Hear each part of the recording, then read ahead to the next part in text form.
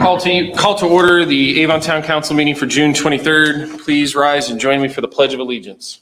I pledge allegiance to the flag of the United States of America and to the republic for which it stands, one nation, under God, indivisible, with liberty and justice for all.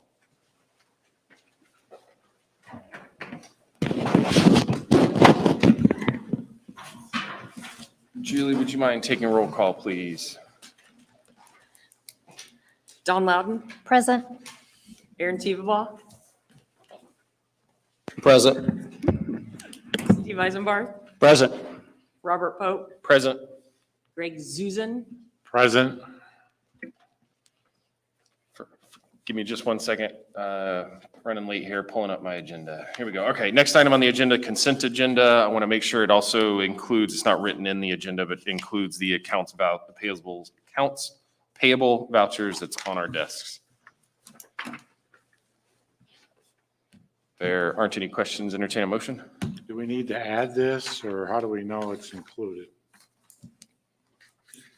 If you make a motion to approve the consent agenda, just say including the two claims which were on our dais this evening. I'll make a Motion to approve the consent agenda, which includes the accounts payable voucher for $17,200 and the accounts payable voucher for $2,475. second. We have a first and a second. Julie, would you mind taking a roll call, please? Robert Pope. 4. Greg Zuzan. 4. Don Loudon. 4. Steve Eisenbarth. 4. Aaron Teveball. 4. Looks like next item on the agenda is public comment. Let me get out my notes here. Next item on the agenda is the first of 2 public comment opportunities. You may comment on items on the agenda that are not a public hearing or on a specific matter within the council's jurisdiction. Please come forward to the microphone, state your name and address, and limit your time to 3 minutes. Seeing no one come forward, we'll close that section of public comment, move on to the next council comment liaison reports. Ms. Loudon. I left my phone at home, so I Oh. think that I'm including everything that came up, but went to a ribbon cutting for the Farm Bureau, new location that's over by Nothing Bundt Cakes. Also went to the new mural reveal that's at the Jiffy Lube location. Now, the mural, in case everyone doesn't know, was done by, partially done by our high school art department. They did a great job. They did the design and the painting. And then also today attended the Leadership Hendricks County Golf Outing. Mr. Teveball. Monday was the Redevelopment Authority Redevelopment Commission. The RDC approved invoices, approved the Dan Jones Phase 3 contract, and had discussion about architect selection for Government Center. And also this week, Jared sent out an email thanking Daniel for all of his work on the programs and the planning dashboard. So I just wanted to tell him thank you. Appreciate all the work on that. Mr. Zuzan. Everything that Dawn said, and the only additional item would have been on Monday. We went to the Cityscape open house. Yep. That's it. Mr. Eisenbarth. Everything that Don and Greg said, with the exception, I didn't get good to the golf outing, so I apologize there. But I will add that the Jiffy Lube, I think that's so neat that they can redo that, the mural every once in a while, and the art students get a chance to use that in their portfolio. I thought that was just a great thing. And Jared, thank you so much for all the photos. I don't know how many photos we took, but boy, you can publish a book with those things. That's all. Yeah, the mural, the scholarship is just amazing. Had the chamber board meeting, real big thing to take away from there. The chamber has a need for volunteers for the Hendricks County Rib Fest. They are also looking to they were looking to sponsor a cabana at Murphy Aquatic Park. I also had the opportunity to discuss with Chief Lyday of the Avon Schools Police Department about a community youth assistance program. And also had a conversation with Laurel Stetzer, kind of to your point, Aaron, on a possible library use inside of a future potential future government center. And of course, the LHC golf outing earlier today. Moving on, next item, help me out with this one, Dan. We do have an introduction, but I understand they've been asked to be removed from today's agenda. Correct, yeah. Cityscape reached out to staff earlier this week and said that after their public meeting, that they had some research they wanted to do, and before they presented to the town council, they wanted to get those questions answered. So they asked to be continued to one of the July meetings. So Dan, did you want them to do anything in particular to table it? I would just, since it's on your agenda, I would table it to your next, when would they want to, next They meeting? just said July, so Okay, I just table it to your next meeting, and then you can table it again if necessary, but since it's on your agenda, that's the way you would usually dispose of it. Motion, second, and Yeah. a vote. Okay. I'll make a motion. We got a motion to table it. Mhm. We have a second. Second. We got a first and a second. Julie, would you take roll call, please? Aaron Teveba, 4. Steve Eisenbarth, 4. Robert Pope, 4. Greg Zuzen, 4. Don Loudon, 4. Thank you. Next item on the agenda, quotes to purchase and sell RTV. I take it you're going to speak to Yep, this I'm one? going to go ahead and handle it. So special thanks to Chuck working on this. This was something that Chuck came to me about, and we were having some issues with one of our RTVs, just in case, if you don't know what the RTV are, they're the little orange vehicles you see the park staff driving around the park. This is our oldest RTV, and it's having some issues. It does have about 5,000 hours on it. The Parks Department had originally budgeted to replace a pickup truck, but in talking to Chuck, they're comfortable. They don't need another pickup truck, so they wanted to use that money to basically replace this RTV. And so Chuck did go out and get quotes. He got 3 quotes. The low quote was Edwards Equipment at $21,672. And that is for an RTV, plus it includes a snowplow. We use the snowplows to plow our trails, parking lot, and so on and so forth. They also had a trade-in value with that quote, which was to trade in the existing RTV with its snowplow as well. And so that is built into the price. I'm happy to answer any questions. I think I've attached the budgeted showing the availability of funds. And it is staff's recommendation that you approve the purchase from Edwards Equipment for $21,672. And we're not sure when it will come in, but if you would authorize the clerk treasurer to make payment for the RTV so that when it does come in, we can pay them and move down the road, we'd appreciate it. Any questions? Yeah, it looks like you did highlight in there about the machinery and equipment that the funds are available, so no questions. I've got a question for you, Ryan. Down at the bottom of the notes, it says prices are not guaranteed. Final price will be determined at the time of delivery. Is that going to create a problem? I don't think so. We noticed that as well. We had the same situation when we bought our Bobcat tractor, and they honored the price when we signed the quote. So I don't expect it will be an issue. If it is, we'll obviously bring it back to you guys if they try to come back.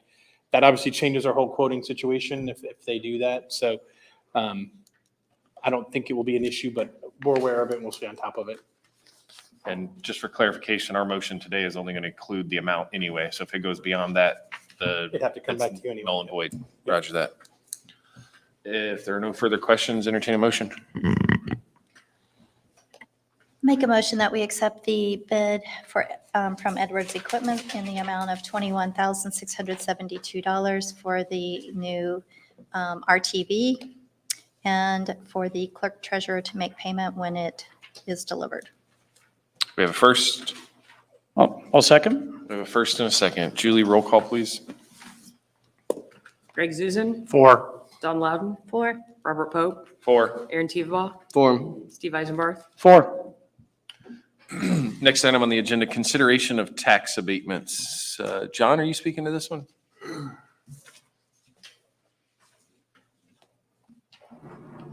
Good evening, John Taylor, Economic Development Director. In front of you, have 4 tax abatements tonight, and we're looking to renew them. We'll go over each one individually. First one's Harlan Bakeries. Harlan, when they first brought the abatement to us, their anticipated cost on equipment was $10 million, and what they actually spent was $8,701,042. Anticipated employee count was 700, with a payroll of $13,430,000. They actually have a number of employees at 369, but the payroll's nearly double at $23,665,000. As you remember, last year, Harlan came before you to get their renewal, and last year, they indicated that they were having a very difficult time finding employees. I think we all know that that's pretty standard across the country right now. But I would like to note is that even though they have a little over half the employees, the payroll is $10 million more than they had anticipated. So what you have 369 people making wages where they can live in the community and not commute in, versus if they had the 700 at the wages they were talking about, a lot of those people would not have been able to live in our community. So we believe that they have substantially complied with their tax abatement, and we recommend this for renewal. And what year are they in their tax Year abatement? year 8.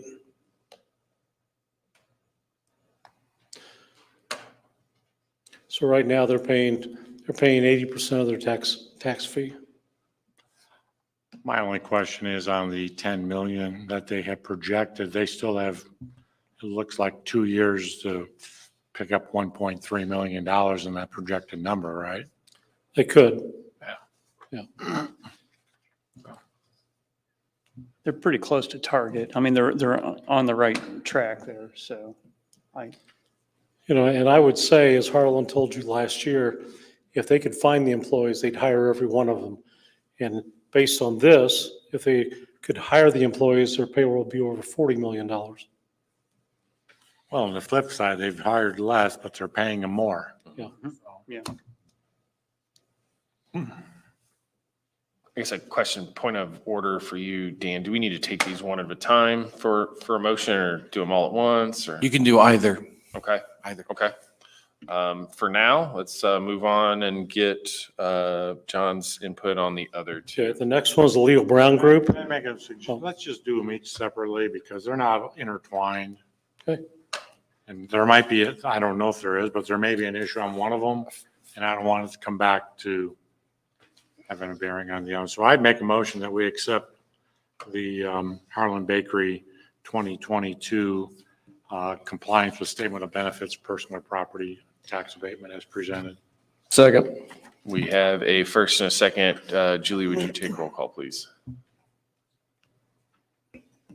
Don Loudon, 4. Robert Pope, 4. Greg Zuzen, For, Aaron Teveba, For. Steve Eisenbarth. 4. Thank you. Mr. Taylor, next one. Next one is the Leo Brown Group. They had anticipated $22,800,000 on their manufacturing equipment. They spent $34,357,000. They anticipated a payroll of 132 employees at $4.8 million. And they actually have 167 employees at $7.2 million. So they are also substantially compliant, and we recommend that you renew this abatement.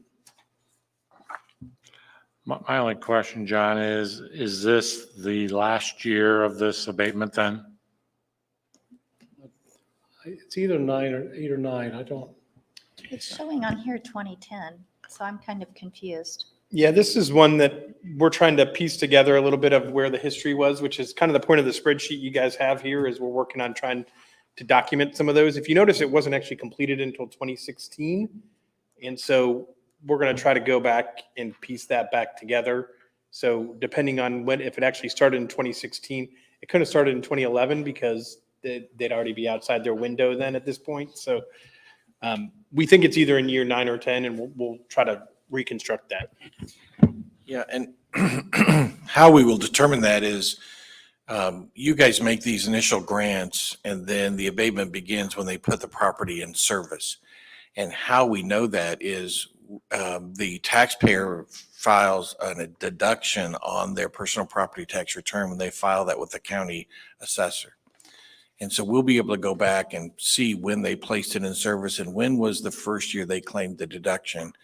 And again, depending on how long it takes for construction and all that, but there is a way for us to go back and know for sure, because personal property tax is self-reported. So they actually file a return just like we do for income taxes. We can go to the county assessor's office and we can locate that, and then we can fill in the blanks on that report for you. And I think as we move ahead, we're going to start to see more of these. We probably need to have a better handle on how many years are still left. So we really don't know if they're at 80% or 90% or where they're at on theirs? No, we don't.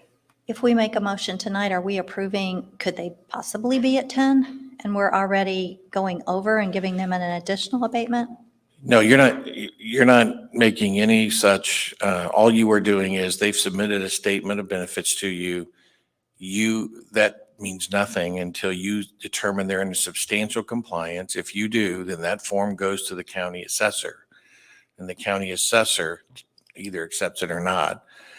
Now, if they have claimed a deduction for more than 10 years, then she'll deny that. You're not extending it at all. This is just a finding of whether they are in substantial completion. You cannot in using this procedure, change their abatement that you've granted. And so this doesn't affect it at all. If they've had 10 years already, she'll deny the deduction for that exemption. And that's what it is. We grant abatements and think, like, we don't give them any money when we do an abatement. There's nothing like it. We are just part of the process that goes for the county assessor's process, or at least what we do. I just have another question. This was, if you go back and you look at your ordinance, it was approved way back in April 22 of 2010. So it's 12 years ago. It may not have been built. What happens when say there's 4 phases? Phase 1's built, phase 2's built, phase 3 and phase 4 aren't built. How do we manage that? We don't have to manage it. What they do is they have to show their investment, because again, they're asking for a property tax deduction from the county. So they have to what they have in service, and the county assessor goes out and does a visual inspection of that property and makes sure that it is part of that it's in service. It has to, if it's delivered, a line, for example, is delivered, but it's not being used, that's not in service. So the county assessor is the one who does that. And then she matches what she sees or he sees with what they submitted on their return. And then he or she allows the deduction or not. You guys grant the abatement based upon the representations that are made, but most of this work happens at the county assessor level. One of the things that happens occasionally is people will ask for an abatement and have it approved, and then they don't do that project. And so what happens in that case is they never file for the deduction because they don't have anything to deduct. They're not being assessed for that property either because it's not there. And sometimes it's necessary for you to come in and revoke your abatement because they say, we're not going to do that. But again, the actual mechanics of the claiming of the deduction all takes place at the county level. So does it really start then when we provide them an occupancy permit? Is that when it starts? No, it starts when they place the personal property into service, which means when do they start producing something? If it's manufactured equipment, when do they flip the switch and start producing things? Because a lot of times, if it's real estate, the assessor doesn't come out and assess the property. Isn't there a trigger date like March 1st? Anything before that, it gets triggered, and if it gets beyond that, it goes to the next March 1st. That's correct. So I'm just trying to make certain we understand this.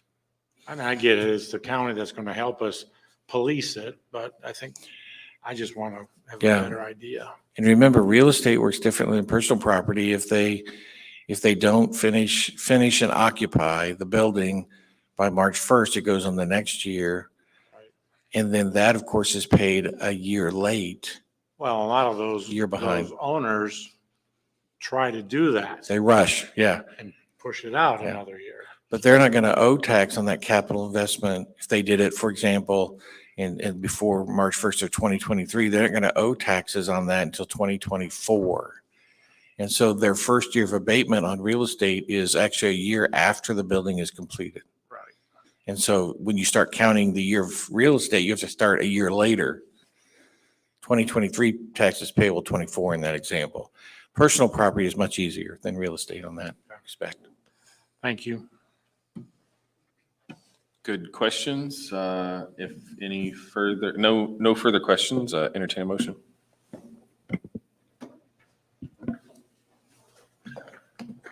I make a motion to approve the Leo Brown Group 2 LLC tax abatement as presented. Second. We have a first and a second. Julie, roll call, please. Don Loudon, 4. Robert Pope, 4. Greg Zuzen, Four. Aaron Teveba, 4. Steve Eisenbarth. 4. Okay, the next two are with Distribution Realty Group, and these are 2 spec buildings, and they fall under what you approved earlier this year, which is a 10-year tax abatement automatic on buildings of 100,000 square feet or larger. The first building is 712,800 square feet. The second building is 291,800 square feet. If you've been up Ronald Reagan anytime in the last 6 months, you've seen that these buildings are nearing completion, and they're we may actually have a tenant for the larger building. We should know that in a couple of weeks. But both of these fall under their new policy of automatic 10-year abatement if they're more than 100,000 square feet. Any questions for Mr. Taylor or staff? If not, entertain a motion. I'll make a motion that we accept it as presented. I'm looking at the documents, and with his explanation, I'm fine with it. Second. We have a first and a second. Julie, roll call, please. Steve Eisenbarth, 4. Aaron Teveba, 4. Greg Zuzen, Four. Robert Pope, 4. Don Loudon. 4. Thank you. Thanks. Thanks, John. Next item on the agenda, public hearing and resolution 2022-08, confirming an economic revitalization area and approval of real property tax abatement distribution realty group. Just clarifying, do I need to open the hearing up first, or what's the order of operations there? Generally, we just introduce the idea, like what are you voting on, what's the project, and then you open the public hearing, and then the vote on the confirmatory resolution would follow the closing of the public hearing. Roger that. Then Mr. Cannon? Yeah, so just as John just talked about the previous 2 DRG buildings, DRG has purchased another piece of property, or is proposing to purchase another piece of property just south of where those 2 buildings are going. And they're proposing to construct a 250,000 square foot speculative building there as well. And so they are asking for the town council to consider a 10-year tax abatement. That's where we just changed the zoning at it a meeting or 2 ago, right? That's correct, yes.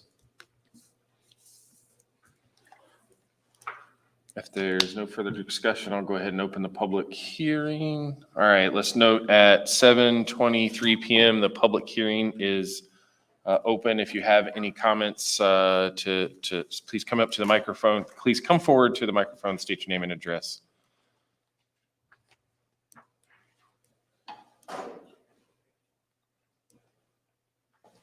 John Taylor, 217 Boring Place, Martinsville, Indiana. I just want to say that this is an indication of what we've been trying to do for the last couple of years, which is let everyone know we're open for business. And as I was talking to Ryan, I said, it's thanks to Ryan, it's thanks to the 5 of you for listening as what we're trying to do and approving things and helping us to get things to happen a little faster. And you have a company like Distribution Realty Group that comes to town, builds 2 buildings, and then they say, we need more property. You have any other property that we can do? And so we've got one company here that's investing, tens of millions of dollars to build 3 speculative buildings right here in town that maybe 4 years ago would not have come here. But it truly is thanks to the new UDO that Bill's put together, all of you listening to what I've been saying for a couple of years, and Ryan really making sure that we get things done in town hall, that we have a number of developers that are very interested in Avon.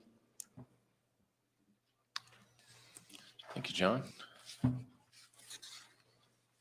Anyone else for the public hearing?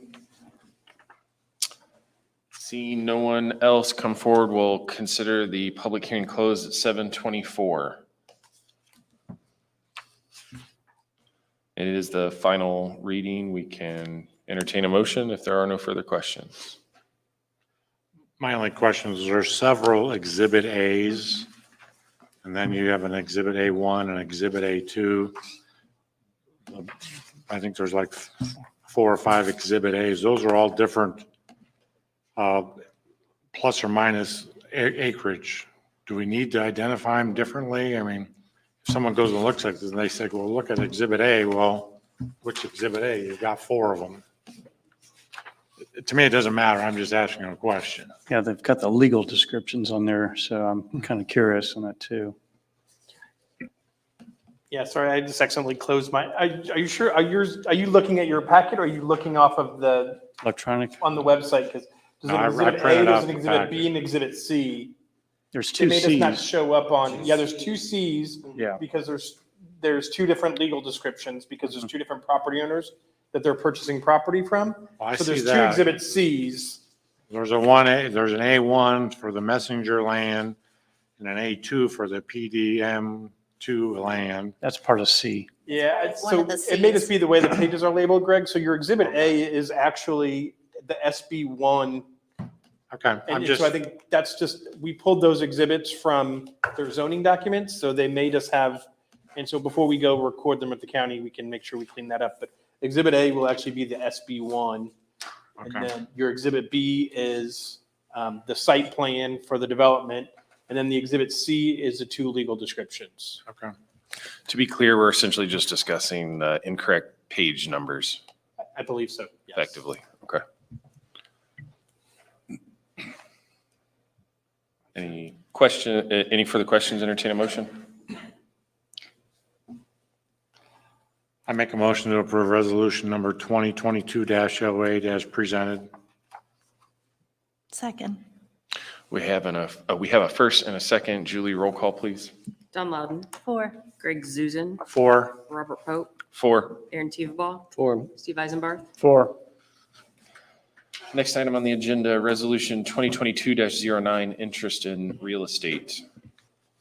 Ryan, I assume you're speaking to this one. Yes, yeah, we've talked about this at several work sessions, and we've had even some of our collaboration meetings that we've done with the school corporation, the township, and talked about the potential purchase of 2 properties, or even working with the school on 2 properties.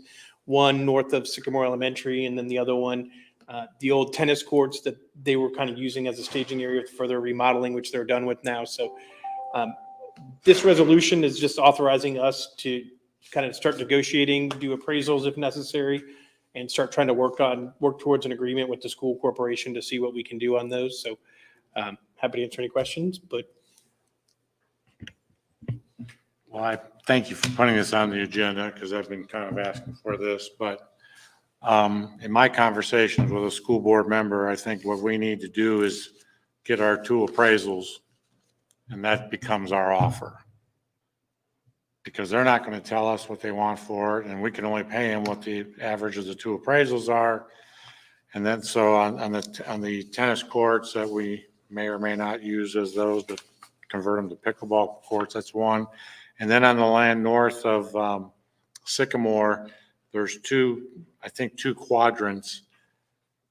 They may not want to release or sell the first quadrant, I think, just to the north of the school, but the second one.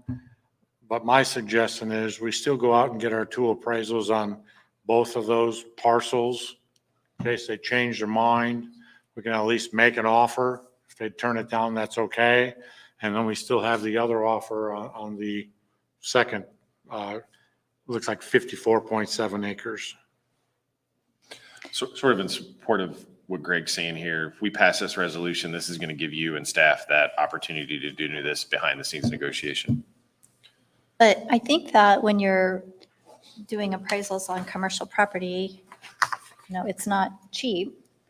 So if we're getting 2 appraisals on a parcel that they have maybe expressed that they're not real keen on selling, do we want to go ahead and do that at this time? Or do we want to kind of lock them down before we get 2 appraisals at probably $4,500 a piece on a parcel that they may not want to sell at all? Well, I think if we talk to a commercial appraiser, they may give you a discount. I don't know how they're going to price it, but we've been down this road before. They want to sell it, then they don't, then they do, then they don't. I think what it'll do for us is it'll kind of give us a benchmark. At least 3 years ago, we got an appraisal and this was the dollar amount. So it kind of gives us a general idea. But I mean, that's the only way we can make an offer is to go out and get 2 appraisals and give them the average of the 2 appraisals. I At may the end of the offer a day- little clarity to that too, just so, and I can talk to Dr. Wyndham before we move forward with the appraisals, but my understanding from Dr. Wyndham is their apprehension about that one piece that's directly north of Sycamore is that may be a potential location for them to build a new admin center. Mhm. And so, over the next month or two, as we potentially resolve or make a determination that their admin center may go at Easton Gray with us, that may free that up. So I still think there's some value in us determining that. But again, I'll have that discussion with Dr. Wyndham before we would invest the money to do it. Dan, at the end of the day, this is the necessary first step to begin any of this anyway, correct? Yes, and it's merely what allows you to explore it's not a resolution to make an agreement. Doesn't contain any terms. It's the first step. And then if you think you can reach an agreement, of course, you have to come back and vote on that. It makes sense that we're going to have staff go and talk ahead of time and then think about the property, because we saw down at the high school when they're going to the west about the value of the property there. So very similar to what Greg is saying, that property may have a high value to them if they're wanting that. So maybe save 4,500 or so. I think it's great to let staff do that. Any further questions? If not, entertain a motion. I'll make a motion that we, let's see here, 2022-09, interest in real estate, that we permit staff to proceed. We have a first. Second. We have a first and a second. Julie, would you take roll call, please? Greg Zuzen, 4. Aaron Teveba, 4. Steve Eisenbarth, 4. Don Loudon, 4. and Robert Pope. 4. Next item on the agenda, legal counsel report. Mr. Taylor. Just want to report to the council that last week we filed a motion for summary judgment in the Duke Energy case, and Duke will have a chance to respond to that, and then there'll be oral argument on that, I would assume, in July. We'll keep you apprised of that. The court then can then make a ruling on our motion. But that case is now starting to move along. So I'll keep you apprised. Thank you. Excellent. Thank you. Next item on the agenda, the second of 2 public comment opportunities. If you have anything to say, please come forward to the microphone, state your name and address, and limit your time to 3 minutes. Seeing no one come forward, we'll close that section of public comment. Next opportunity, council comment. Seeing no one speak up, moving on. Next item on the agenda, council calendar. Ryan. Yeah, a couple things. I guess first, enjoy a couple weeks off, because this is one of those 2 times in the year that you actually get 2 weeks between council meetings. So enjoy that time. But if you're not going to be working at the town, don't forget Night at the Park, July 2nd. So if you guys want to come out, Delbert's looking for volunteers as well. So if you're interested in volunteering, reach out to Delbert. And then your next council meeting is July 14th. And we do have a work session at 5:30 and council meeting at 7. May have a conflict on that date. I don't know yet, but I'm just giving you a heads up. Meeting adjourned.